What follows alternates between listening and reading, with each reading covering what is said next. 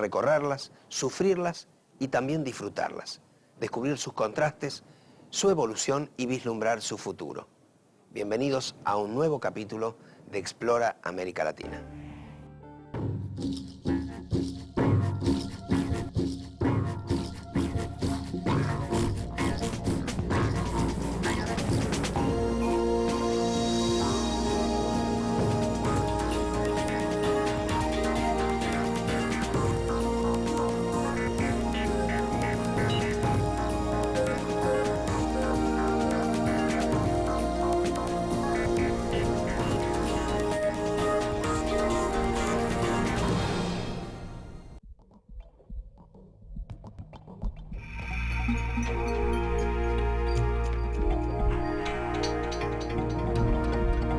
La conquista se centró en la creación de nuevas ciudades.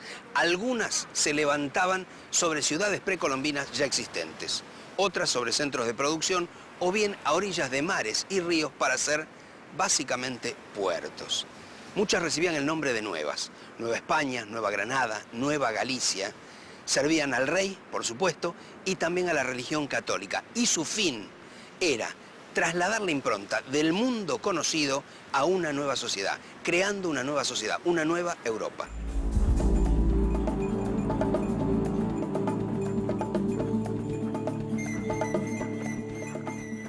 Los españoles centraban toda su dominación del territorio en las ciudades, fundando ciudades o refundando ciudades, como en el caso de México y en el caso de Cusco, ¿no? América Latina se conforma teniendo a la ciudad como centro de comando. Así funcionó la conquista, teniendo a la ciudad como baluarte de una cultura, como lugar donde debía reproducirse una cultura y además como polo de dominio de interiores rurales. Entonces, la preeminencia desde la conquista española, por lo menos, no así tanto en Brasil, fue en concentrar a la población en las ciudades. Brasil no utilizó el mismo modelo español implantado desde las ciudades, sino que Brasil hizo una conquista mucho más vinculada a la directa explotación de la producción del interior. Mientras que en la América hispana, muy claramente desde el comienzo y solamente con algunos interregnos donde eso no ocurrió, el comando de toda la vida cultural, política y económica se dio siempre desde ciudades que curiosamente hasta muy tarde no producían nada económicamente, ¿no?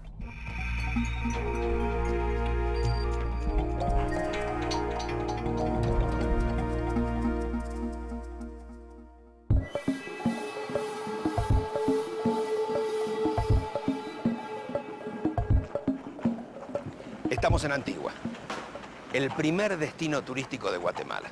Fue la tercera ciudad del reino. Fue construida en 1543, pero fue destruida por el terremoto de Santa Marta en 1773. La reconstrucción de la ciudad, tal como la vamos a ver, comenzó en la segunda mitad del siglo XIX. Antigua está recostada en un valle donde, según el nombre que daban al lugar los indígenas, alguna vez hubo un lago. Tuvo un importante desarrollo en los siglos XVII y XVIII y llegó a contar, antes del terremoto que la devastó, con unos 80.000 habitantes. Por su trazado, Antigua es un ejemplo del modelo de ciudad que la conquista española trae a América. El diseño de la ciudad de Antigua se le atribuye a Juan Bautista Antonelli en 1543 y es la típica ciudad española, trazo ajedrezado de cuadrícula. Los españoles toman el modelo que ellos han utilizado también en la reconquista española, reconquista contra los musulmanes, y que en definitiva tiene una herencia de los campamentos romanos. Es una construcción militar, está hecha para facilitar la circulación de las tropas dentro del castra, es decir, del asentamiento de las fuerzas. Siempre creo que la idea es plasmar en el territorio la idea de orden. El espacio debe estar ordenado. La población debe estar ordenada. La idea de orden es primigenia, porque en general después muchas de estos, ese ordenamiento muchas veces queda en el papel. Las ciudades van creciendo después caóticamente.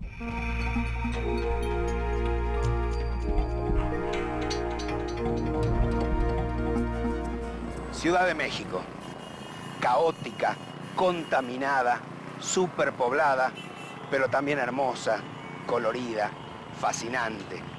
Fundada sobre una ciudad azteca, luego capital del Virreinato de Nueva España, en donde se libró la primera revolución del siglo XX.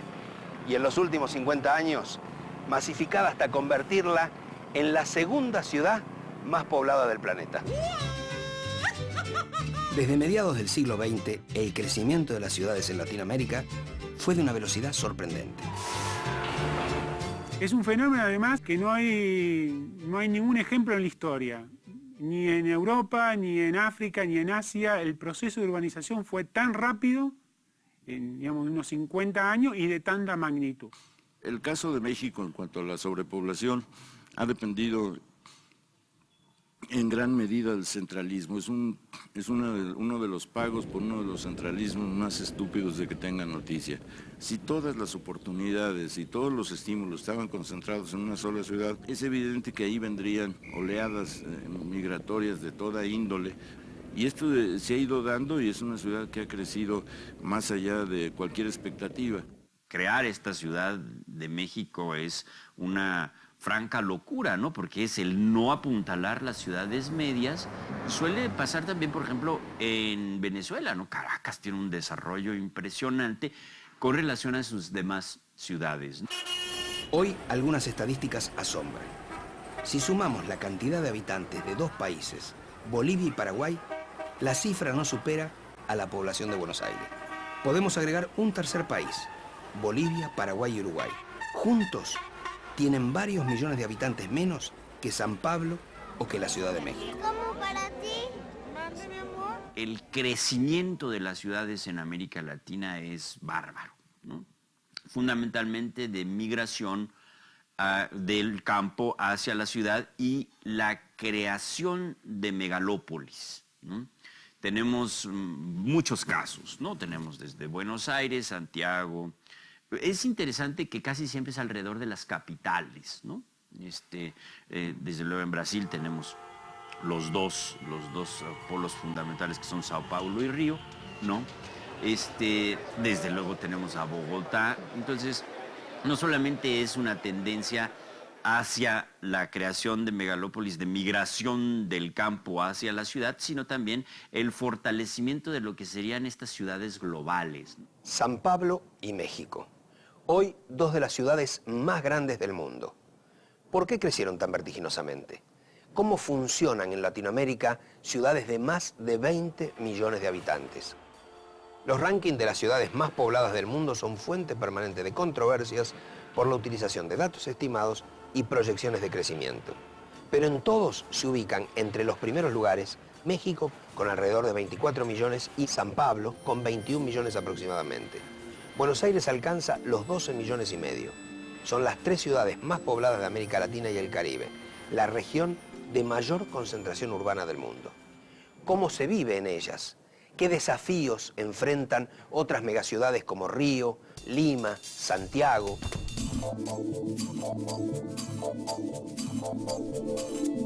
Río de Janeiro es otro de los ejemplos de las megaciudades del continente. Es la segunda más poblada del Brasil, capital hasta 1960, y por su entorno y su ambiente, una de las ciudades más imponentes y más visitadas del mundo. Rio de Janeiro é uma cidade improvável, né? Ela é uma cidade apertada entre montanhas e mar. Ela é uma cidade construída, assim, num local de uma topografia absolutamente exuberante, absolutamente extraordinária. Então, ela é uma cidade que, de uma certa maneira, ela é marcada pelo seu cenário natural, não é? Nos outros lugares, você vai ter simbologias urbanas, Torre Eiffel, isso aqui. Aqui você tem uma montanha, o Pão de Açúcar. Então, essa presença, essa moldura da natureza é muito forte no Rio de Janeiro. E isso ocasionou, na realidade, uma urbanização muito peculiar, porque existem poucos locais no mundo onde você tem essa proximidade tão forte entre a riqueza e a pobreza, e em que os mais pobres também desfrutam das vistas mais extraordinárias da cidade, que são todas as favelas que estão, né, encaramadas em cima das montanhas.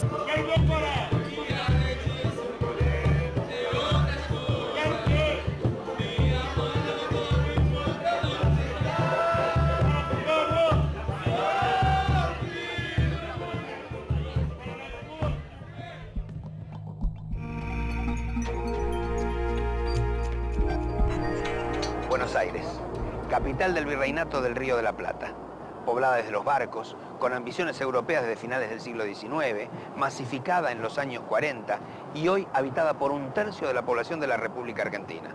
Una ciudad moderna con orígenes más que humildes. Buenos Aires es una ciudad que justamente por estar en el extremo más pobre de la colonia no tiene la riqueza del pasado colonial que puede tener México, que puede tener Lima. Buenos Aires fue una ciudad muy pobre, extraordinariamente pobre, hasta, digamos, finales del siglo XIX, hasta cuando la segunda mitad del siglo XIX, cuando realmente comienza a producir transformaciones un poco más sólidas, digamos, de su estructura urbana y de su estructura edilicia, y de hecho los restos históricos que quedan son restos de, como mucho,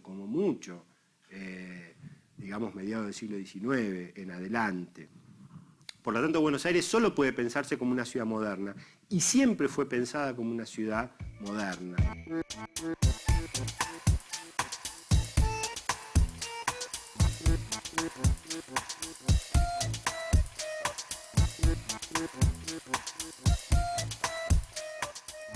¿Cómo es la experiencia de inventar una ciudad, de planificarla y construirla en un espacio totalmente desierto? Latinoamérica tiene ejemplos notables. En Argentina, La Plata, al sur de la provincia de Buenos Aires. En Brasil, la que reemplazó a Río como capital del país, Brasilia. De esta nos habla su principal creador, el arquitecto Oscar Niemeyer. É uma aventura Brasília, né? Me lembro quando cheguei naquele deserto, né? Parecia o fim do mundo, né? O presidente Juscelino Kubitschek visita o local onde será construída a nova capital do país. Também já foram tomadas providências para a construção das principais vias de acesso a Brasília, que este será o nome da nova capital do país. Não tinha ligação com o resto do país. Foi muito complicado. A futura sede do governo da República estará situada em pleno Planalto do estado de Goiás. Já está decidida a localização do núcleo pioneiro, onde ficará a residência presidencial provisória. Nós não tínhamos programas, não tínhamos nada. Tínhamos a data para fazer e concluir, a data certa, né? É o aeroporto de Brasília, uma das primeiras construções no vazio demográfico que antes existia no sítio escolhido para a nova capital. E esta foi a primeira casa construída em Brasília, o Catetinho. Nas viagens de inspeção às obras iniciais de Brasília, ali pernoitava o presidente da República. E na data do 2º aniversário do Catetinho, foi prestada homenagem aos pioneiros que o construíram, a inscrição de seus nomes em uma placa de bronze.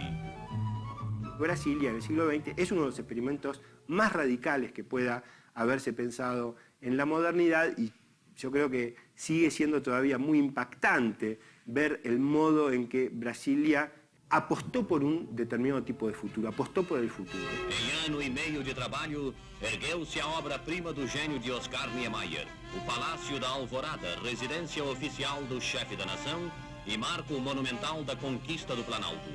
O mundo inteiro já admira esta joia de inconfundível beleza, tanto pelas suas linhas externas como pela artística decoração do seu interior. A Brasília é uma cidade como outra qualquer. Uma cidade feita às pressas, né? Sem elementos nenhum, por exemplo, para a arquitetura. Mas teve, pelo menos, mostrou momentos assim, de entusiasmo, de otimismo, né? Querer fazer uma cidade nova. Mas o Brasília, o que me tranquiliza é que, apesar da pressa, quem vai a Brasília pode gostar ou não dos palácios, mas não pode dizer que viu antes coisa parecida. Pode ter visto melhor, mas parecida não. E a gente acha que a arquitetura é invenção, tem que criar surpresa, essa coisa. Isso, Brasília, apesar do tempo, isso era presente. Você não viu nenhuma catedral igual de Brasília. Você pode ter visto mais bonita, mas igual você não viu. Me parece que Brasilia en 1957 es el concurso y se inaugura en 1960, es casi uno de los últimos manifiestos de futuro que Latinoamérica hace al mundo. Mudou como toda cidade. Né? Toda cidade cresce e vai se desmerecendo. Que gente demais, problemas que não foram previstos. Né? De modo que Brasília é isso, uma cidade como outra qualquer, feita às pressas, feita com entusiasmo. Tem esse lado idealista, não é? Querer fazer uma coisa. E foi feito, isso foi bom.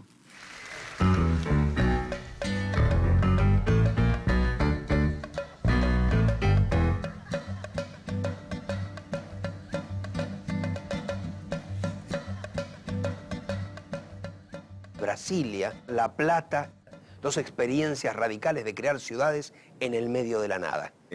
La Plata tenía que ser un territorio y un puerto, que es muy importante, alternativos a Buenos Aires. Iban a demostrar que podía ser una ciudad diferente, que podía ser una ciudad más moderna. Cuando se hace La Plata se venía de la lucha entre la provincia de Buenos Aires, el Estado de Buenos Aires y el resto, ¿no? Que es el resultado de esa lucha es el 80 y el ordenamiento nacional.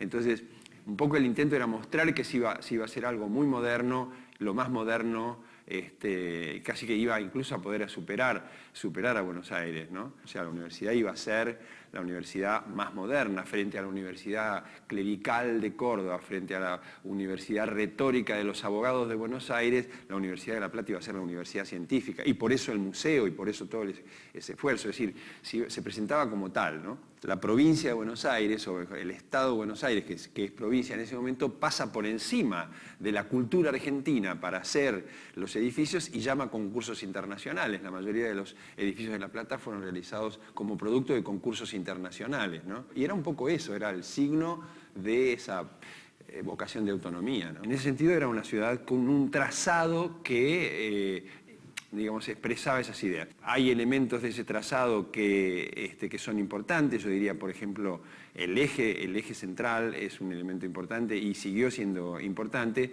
pero de una forma muy perfecta, para decir así. Después la ciudad se desarrolló de maneras muy distintas y yendo en las direcciones que otras fuerzas determinaban que fueran. En realidad, el equilibrio de la ciudad, o lo que se pretendía que iba a ser el equilibrio de la ciudad con las plazas, con las diagonales y demás, en realidad no se verifica como tal.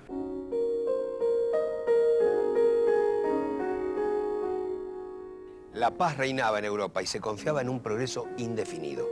Francia se había puesto a la cabeza del continente. Comenzaba la Belle Époque. En América, la centralización política, la economía en expansión y las obras de infraestructura cambiaban la fisonomía de las ciudades. En la última década del siglo XIX, la influencia francesa se extendía.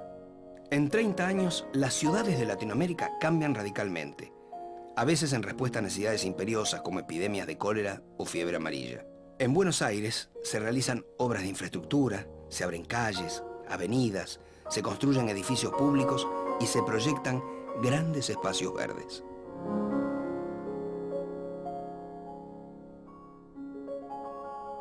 A pesar de las mejoras, la ciudad presentaba imágenes contrastantes. Para la oligarquía era un reflejo del progreso y la civilización, pero también un ámbito hostil, con la invasión de anarquistas y contingentes obreros. Digamos, hacia el 1900, en muchas ciudades latinoamericanas ya hay huelgas, manifestaciones y en muchos casos violentas. Es decir, la ciudad se comienza a ser un espacio donde se van resolviendo los conflictos sociales y políticos. Es un lugar de conflicto. La calle, ¿no? Empieza a ser un lugar de disputa, ¿no? Entre los distintos sectores. Año 1910. Tanto en México como en Buenos Aires se festeja el centenario de las independencias, en tiempos de profundos cambios. En Buenos Aires es el año de mayor arribo de inmigrantes en la historia de la Argentina. En el puerto desembarcan casi 290.000 personas. La ciudad llega casi a 1.300.000 habitantes. La mitad son inmigrantes que ocupan precarias habitaciones de alquiler y conventillos. Yo diría que una parte importante del pensamiento nacional fue muy crítico del modo en que Buenos Aires comenzó a formarse fundamentalmente a partir de las migraciones europeas, qué sé yo, por ejemplo, la idea de que en las ciudades se definían las elecciones, y si se definían en las ciudades quiere decir que la definían obreros anarquistas que habían venido de Italia, de España o de Rusia. Quiere decir que En ese momento no era muy fuerte la idea, que va a ser muy fuerte después, de que esa inmigración le daba a Buenos Aires una coloración europea que le producía una diferenciación positiva respecto de otras ciudades latinoamericanas. Buenos Aires se poblará desde los barcos con 800 inmigrantes por día. Hasta debajo de la tierra, las obras la transformaban. En 1911 comenzaba a construirse la línea de subterráneos que 2 años más tarde sería la primera de Latinoamérica. En ese marco, los festejos del centenario de la Revolución de Mayo se hicieron con toda pompa. La ciudad recibió a 50 enviados de gobiernos extranjeros y entre ellos la infanta Isabel de Borbón. Se presentaba la Buenos Aires europea. Y es muy interesante porque es lo que dicen todos los visitantes. Georges Clemenceau, el primer ministro francés, llega y dice: Buenos Aires es una gran ciudad europea. El mejor elogio que pueden hacer de Buenos Aires es que es una gran ciudad europea. Pero es un elogio que todavía no le termina de cerrar a los propios porteños, pero es ahí en el centenario cuando comienza a instalarse la idea de que Buenos Aires, frente al resto de América Latina, tiene una diferencia, porque es una ciudad a la que se compara siempre con Nueva York. Es decir, Europa ve 2 grandes focos de irradiación de la modernidad americana, de los cuales uno es Nueva York y el otro es Buenos Aires. Las pretensiones francesas de Buenos Aires se leían claramente en el libro oficial del centenario y se plasmaban en palacios y edificios. Pero la celebración del centenario tuvo otra cara. Se vivió bajo estado de sitio. Anarquistas y socialistas venían desplegando protestas que el año anterior habían sido reprimidas duramente. Hubo proscripciones, encarcelamientos y deportaciones. El pueblo te oprime en cadena, sin justicia no puede seguir. Las luces de la Belle Époque y de la oligarquía se iban apagando. Y hablando de luces, para los festejos del centenario se iban a iluminar a pleno todos los edificios públicos, cosa que se produjo a medias. Algunos hablaron de improvisación, otros de sabotaje anarquista. En el próximo bloque, el siglo XX en México, Buenos Aires, Río y San Pablo. Las olas de población rural que las ciudades no pueden contener. Además, cómo se vive hoy en la Ciudad de México, una de las más pobladas del mundo, y los principales desafíos de las mega ciudades latinoamericanas.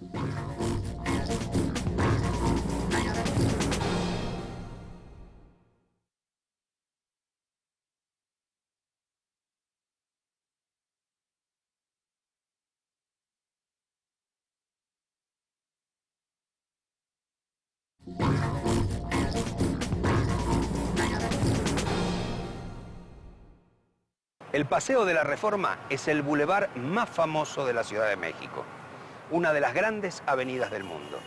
Octavio Paz dijo que era el Río de México, una especie de sena de cemento que corre majestuoso por lo mejor de la ciudad.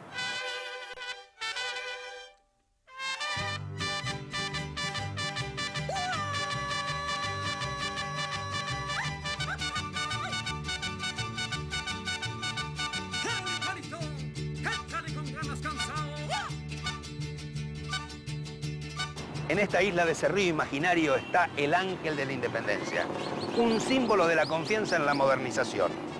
Fue inaugurado en 1910 como parte de los festejos del centenario y este monumento era un desafío al futuro.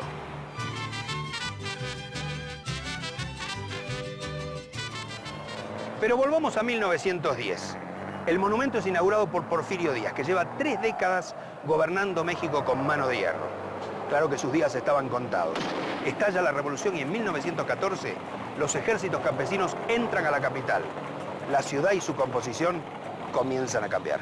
La Revolución Mexicana, en los años 20, el ministro de Educación, Vasconcelos, aparece como un hombre poseído por la idea de fundar una cultura de la raza cósmica. La raza cósmica es el mestizo, es la mezcla, es un híbrido del indígena y del europeo. Esa raza cósmica, ese mestizaje va a producir en las ideas de Vasconcelos al hombre nuevo. Con esa idea, él desarrolla en todo el país procesos de educación que intentan justamente aunar, ¿no? Mestizar el mundo atrasado del campo y de los indígenas con el mundo urbano. Por iniciativa del ministro Vasconcelos, imágenes de ese nuevo México son proyectadas sobre la ciudad por los grandes muralistas, encabezados por Diego Rivera, David Siqueiros y José Clemente Orozco. Ante las escaleras del Palacio Nacional, encontramos una de las obras más imponentes, el mural que Diego Rivera pintó desde 1929 y durante 6 años. La historia de México, como la de Latinoamérica, desde la conquista del español hasta nuestros días, está llena de héroes, pero también de traidores.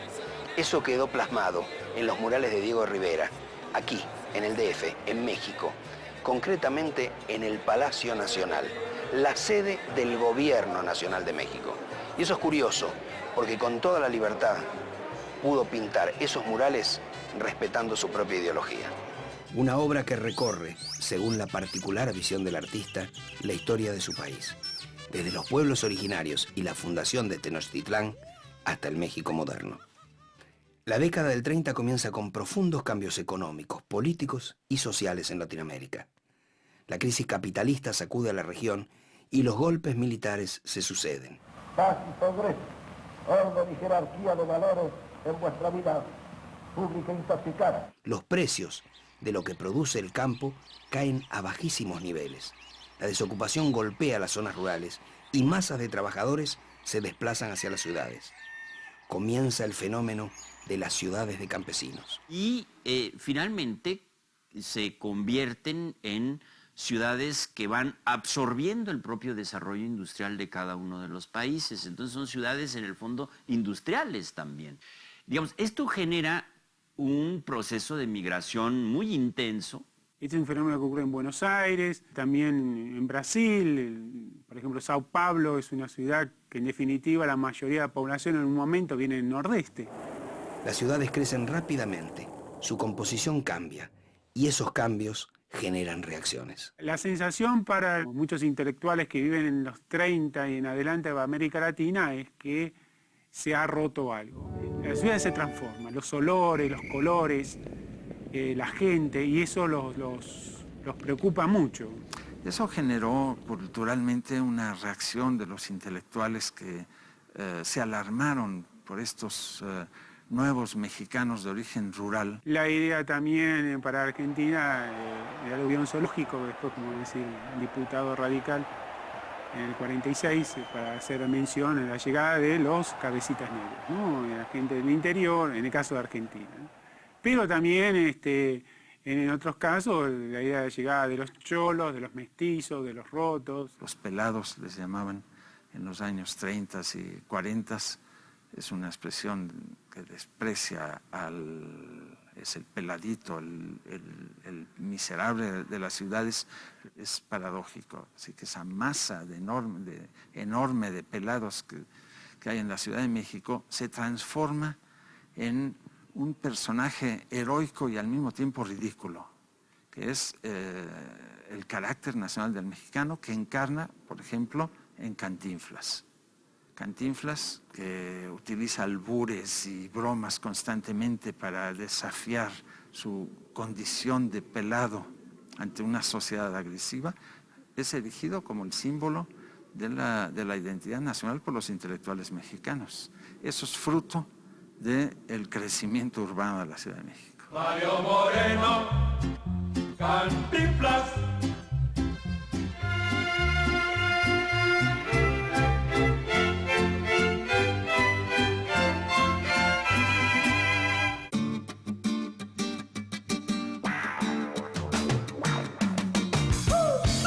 Río de Janeiro y San Pablo, las dos megaciudades del Brasil, compartieron procesos de las grandes ciudades latinoamericanas, pero también experimentaron algunos propios y muy distintos entre ambas.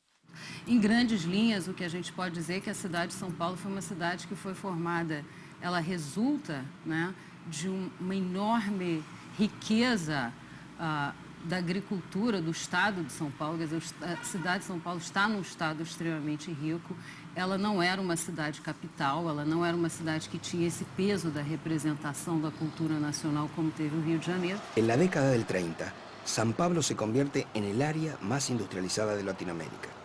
En los 50 llega a los 2.260.000 habitantes. Y en las últimas 5 décadas multiplicó por 8 su población, que hoy supera los 18 millones de habitantes. É uma cidade que, enfim, teve um empreendimento industrial, uma maciça imigração europeia que fez toda uma compartimentalização social muito diferente do Rio de Janeiro. O Rio de Janeiro é uma cidade que tem um histórico muito maior do que São Paulo em termos do seu repertório na cultura brasileira e foi muito marcada por ter sido capital. Então ela era de fato um palco, uma espécie de sinédoque, uma espécie de síntese das grandes movimentações culturais do Brasil até os anos 60. Quando o Rio de Janeiro deixa de ser a capital do Brasil nos anos 60, a cidade entra numa crise muito grande e num processo difícil de negociação da sua viabilidade econômica e social. E o que eu acho que é uma coisa muito peculiar do Rio de Janeiro, que é uma coisa que é própria da hibridação cultural dessa cidade e que é um reflexo, de uma certa maneira, de uma geleia geral brasileira, é que com essa violência, com essa disparidade social, com tudo isso, existe um contato cultural muito grande. A ideia, tanto quanto popularizada, de que isso aqui é uma cidade partida, não é? Que de um lado você teria morro e o outro asfalto, classe média, imundo. Eu acho que isso é uma ideia equivocada, porque na realidade esses mundos, eles entram em conflito, eles se chocam, mas eles se permeiam fortemente. Então eu acho que isso é uma característica muito forte do Rio de Janeiro. Inclusive isso distingue o Rio de Janeiro de uma cidade como São Paulo. Você tem de fato um contato cultural muito grande. Las enormes corrientes de población que llegan desde el campo no pueden ser absorbidas por las ciudades latinoamericanas. En Buenos Aires, Río, Santiago, Lima o México surgen o aumentan zonas de viviendas precarias, miserables. Los nombres difieren de país en país. Cantegriles, callampas, favelas, villas, pero su denominador común es la pobreza. Es muy interesante el desarrollo que tiene la Villa Miseria en el pensamiento. El pensamiento sociológico es el pensamiento, digamos, que ve a la ciudad como el polo de la modernidad frente al campo como el polo de la tradición y el atraso, ve en la Villa Miseria el lugar de transición, el lugar donde las masas rurales llegan para incorporar de algún modo los hábitos urbanos. Claro, el problema es que no se supera, se convierte en un mal endémico, y yo diría que en Buenos Aires nunca se terminó de aceptar como parte de una realidad urbana definitoria de la propia vida de la ciudad.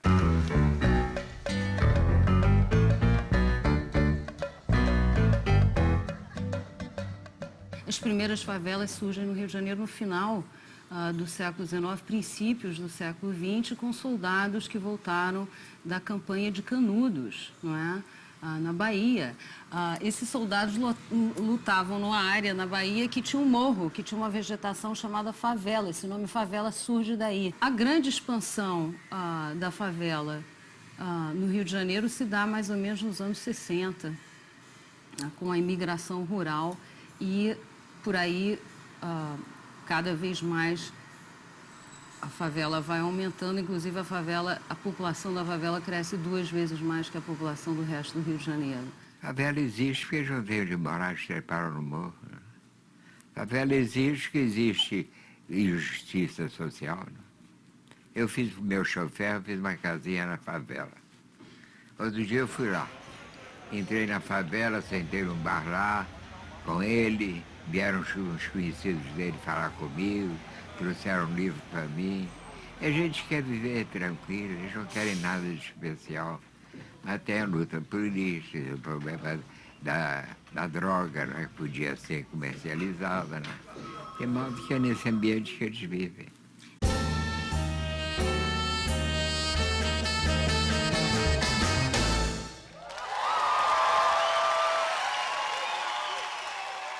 pessoas sempre viveram na favela por uma falta de opção de moradia e, na realidade, as favelas sempre tiveram uma enorme população de trabalhadores, o que é verdade até hoje. Mas essas pessoas, elas estão sujeitas a um controle interno, que é o controle do tráfico, e essas pessoas estão desassistidas pelo Estado, então é uma situação de grande impotência. En Río, visitamos la favela de Pereirao, buscando alguna historia de su gente, una historia distinta a las crónicas de violencia habituales en los medios. La encontramos en un grupo de chicos y adolescentes que, como un juego, comenzaron a crear una reproducción en miniatura de su barrio. El proyecto atrajo a productores de cine que los ayudaron a organizarse y recaudar fondos. Y luego a Habitat, Organización de las Naciones Unidas para el Desarrollo Urbano. Hoy la maqueta sigue siendo fuente de juegos que reproducen la vida diaria en la favela, lo bueno y lo malo del barrio donde estos chicos les tocó crecer. Una de las tantas historias sorprendentes que surgen en los morros de las favelas, casi siempre ocultas por otras historias de drogas, crímenes y violencia. Então, se antes a posição em relação à favela era uma posição ambígua, porque, por um lado, era o centro da cultura popular, um lugar de invenção e de dinamismo, por outro lado, também era a cidade da escassez, da pobreza, da miséria, do insalubre. Então, esse conflito sempre houve. Mas havia uma espécie de diálogo cultural muito poroso e permanente, que eu acho que continua havendo também. Só que a cultura da violência gerada pelo tráfico de drogas, na realidade, está nos colocando diante de uma posição limite de viabilidade dessa cidade. Absolutamente limite. 6 pessoas morreram em tiroteios entre policiais e traficantes. Desde a madrugada de Sexta-feira Santa, a guerra recomeçou.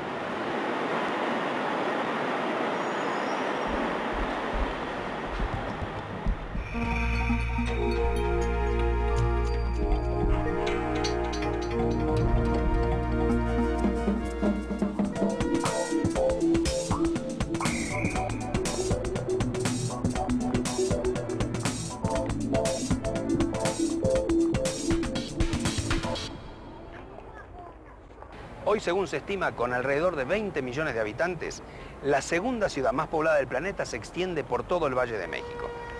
Según un informe de las Naciones Unidas, en el mundo, 1 de cada 2 personas vive en áreas urbanas. En Latinoamérica, esta estadística es mucho más dramática. En sus ciudades se concentra el 75% de la población. Y según proyecciones, en México, en el 2030, en las ciudades vivirán 90 millones de habitantes. Es difícil predecir cómo vivirán esos 90 millones de habitantes, pero cómo se vive hoy en una ciudad como México. En general aquí se puede vivir muy bien. Es una ciudad muy bonita, con todos sus problemas que conlleva una ciudad grande, ¿no? Por ejemplo, la mayoría tiene que trasladarse mucho tiempo desde su casa a su trabajo o a la escuela. Es el mayor conflicto que yo le veo, que te genera estrés, te pierde tiempo, dinero. Bueno, la vida es algo, no sé, ajetreada. A veces la contaminación pues es irritante para los ojos, la salud. Aquí es muy agitado, todo el tiempo andamos de un lado para otro corriendo. Es una ciudad bastante insegura. Aquí la vida es muy cara. No, el mayor problema es que aquí la lana, el dinero no alcanza.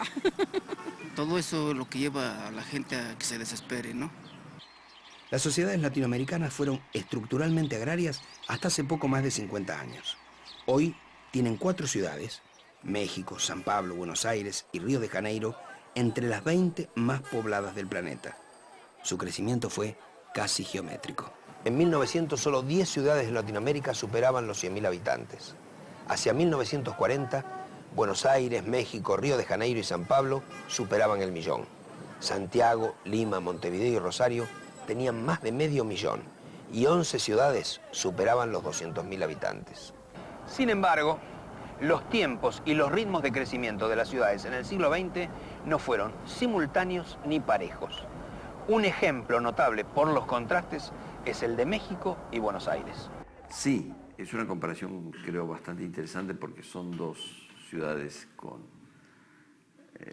procesos muy extremadamente distintos. La ciudad de Buenos Aires, no la zona metropolitana, sino la ciudad estrictamente, la capital federal, ha crecido muy poco en la segunda mitad del siglo XX y muchos migrantes que se han desarrollado dentro de la ciudad, pero el crecimiento ha sido especialmente en la periferia. Esto ha generado un tipo de marginación y exclusión distinto que en otras ciudades latinoamericanas.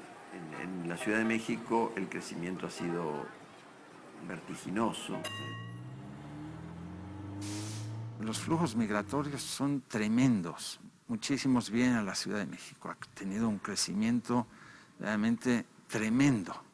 Nada desalienta. Se sabe que aquí no hay porvenir, pero también se sabe que en otros lugares no hay presente. Entonces se cambia la gana de adquirir un presente por la certidumbre de que en lo básico no hay porvenir. La ciudad tenía 3 millones de habitantes en 1950, llegó a 1980 con 15 millones en toda la zona metropolitana. Y a partir de ese momento la ciudad central, el Distrito Federal, se ha detenido, incluso ha perdido población. Han llegado algunos migrantes, pero también a la periferia. Sin embargo, tenía ya un proceso de crecimiento y de desbordamiento de sus servicios, de su capacidad de vivienda, de desarrollo, que no fue regulado oportunamente.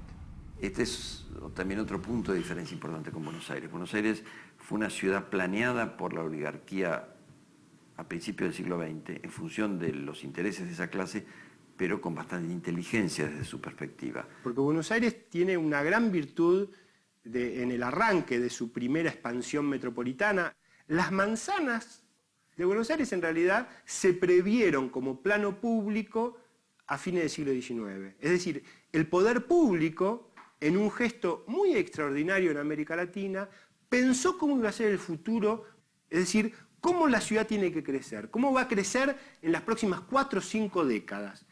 Luego se fue deteriorando en gran medida por la economía, por la inestabilidad política y socioeconómica, también por la llegada de migraciones y porque no se invirtió en renovar los servicios, y por eso hay problemas con el gas, con el agua, con muchos aspectos de la vida urbana, con la circulación en la ciudad, pero son menos graves que en cualquier otra ciudad, gran ciudad latinoamericana. Creo que Buenos Aires, que fue la primera ciudad de Sudamérica que tuvo subterráneos, se quedó postrada y en vez de hacer comunicaciones para el que no tiene auto, en un momento determinado se enloqueció haciendo autopistas dentro de las ciudades para los que tenemos auto. Yo alguna vez le dije a un intendente si no le daba pena ver a la gente hacinada en los colectivos, cuando en realidad Buenos Aires, que en el año 14 tuvo el primer subterráneo de Sudamérica, debió haber tenido ya una red de subterráneos que llegaran a la periferia. Buenos Aires es una ciudad muy cosmopolita, es una metrópoli con una intensa vida cultural. Hoy en día, comparada con todas, con muchas naciones del mundo, se vive maravillosamente bien. Una ciudad devastada, destruida, rota, llena de agujeros. La ciudad es preciosa, las edificaciones, nunca me la imaginé así. Buenos Aires se mantuvo con una población que no creció tan abrumadoramente y con un alto porcentaje de clase media. México creció mucho más abruptamente. Hay un manejo más caótico, más desintegrado, poco regulado. Y las regulaciones que se hacen son parches. Entonces sí, son ciudades muy distintas. Diría yo que la ciudad de Buenos Aires, con todas sus deficiencias que cada vez se agravan más, es mucho más hospitalaria, es más acogedora. La Ciudad de México es mucho más grande. Entonces las distancias son mucho mayores, las dificultades de aprehensión de la experiencia urbana son prácticamente imposibles. 1.300.000 personas viven en Montevideo y convierten a la capital uruguaya ya en un caso notable por la concentración de población. La ciudad alberga al 42% de los habitantes del país y hace que el Uruguay sea el estado de mayor proporción de población urbana en toda Latinoamérica. Me parece que Montevideo, como ciudad capital de un país que ha tenido una impronta laica temprana muy fuerte y digamos, al mismo tiempo con un alto sentido de lo estatal, de lo colectivo, en ese sentido, me parece que tiene esa impronta y esa impronta se ve en todo sentido. O sea, la costa del Uruguay, de la cual Montevideo forma parte, es una costa construida, es una costa políticamente decidida, digamos, ¿no? Esos bosques no son bosques naturales, son bosques plantados. Esa costanera de Montevideo no estaba, se hizo, digamos, es una vocación de hacerla, con idas y venidas, digamos, también, pero Buenos Aires no la tiene. Resultaría inexplicable si no fuera por esa energía de cambio que la sociedad nuestra contiene, el hecho de que el Uruguay sea el único país en el mundo que hizo un plebiscito sobre las privatizaciones. Y la gente votó en contra, 72%. La verdad que me parece que Montevideo es una ciudad formidable también, que ha sabido, porque no es solamente diría yo, la saga del espacio público, también es la saga de las construcciones privadas, la saga de los modernistas montevideanos que supieron ser modernos, por ejemplo, mucho más, o arriesgarse a jugarse por la modernidad mucho más que sus pares porteños. La contaminación y el problema del agua son dos de los desafíos ambientales que, aunque en distinto grado, deben enfrentar todas las megaciudades de Latinoamérica. Males que afectan en mayor medida a las capas más pobres de su población. Ahí empiezan a haber otros problemas, no solamente es el agua, es la contaminación, pero es saneamiento, es vivir en lugares expuestos a basura, enfermedades. El agua, el problema del agua es catastrófico, es quizás el problema número uno del país y no se ha querido nunca plantear de este modo no tanto para no alarmar a la población, sino cada quien para no alarmarse a sí mismo. ¿Quién que vive en la ciudad de Buenos Aires o en los lugares más, digamos, acomodados del Gran Buenos Aires, tiene presente que más del 60% del área metropolitana no tiene cloacas o no recibe agua corriente? Es decir, que vivimos en una ciudad extraordinariamente frágil. Y sin embargo, eso no forma parte de las representaciones. Y el Uruguay también hizo, ahora, hace muy poquito, en octubre del 2004, el único plebiscito que se hizo en el mundo sobre el tema del agua. Y la mayoría de la población, 64%, incorporó a la Constitución la propiedad pública del agua. El agua no puede ser motivo de explotación privada en el país. Y eso fue el único país en el mundo que lo hizo. Digo, ojalá fuera contagioso el ejemplo. Lo que se vive es la certidumbre de que lo que viene es peor, pero que lo que viene no me va a tocar.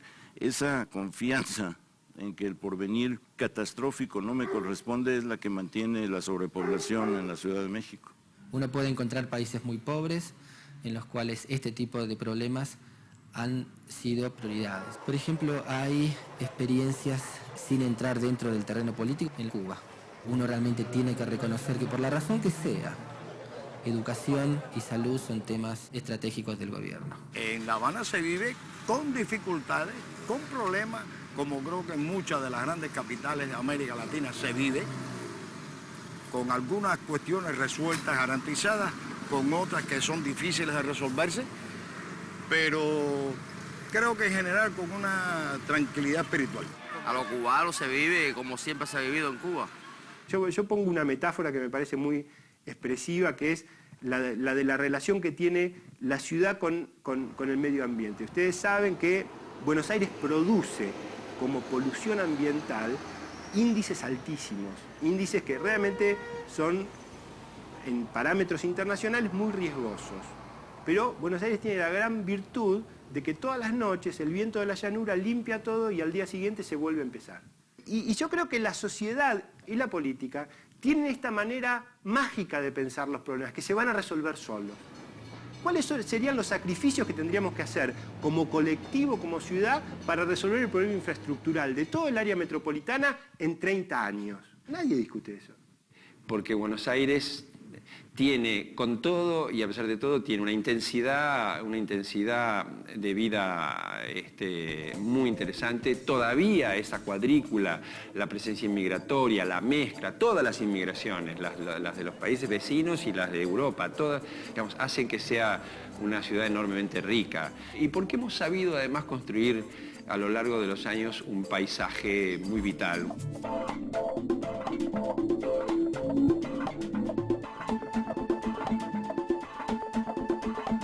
Todo lo que sucede en una capital o en una gran ciudad repercute inmediatamente en el país. Y las imágenes de las ciudades en Latinoamérica hace tiempo que dejaron de ser ideales. Sin embargo, siguen atrayendo a cientos de personas diariamente. Y el motivo quizás sea el mismo en toda la región. En Latinoamérica, 1 de cada 3 habitantes urbanos es pobre, pero en las zonas rurales son 2 de cada 3. Muchos llegan a la ciudad casi sin dinero, sin trabajo, sin vivienda, pero alentados por algún familiar o algún amigo que logró en la ciudad lo que ellos desean, vivir un poco mejor. Quizás sea así de simple la explicación de por qué en Latinoamérica las ciudades no dejan de crecer.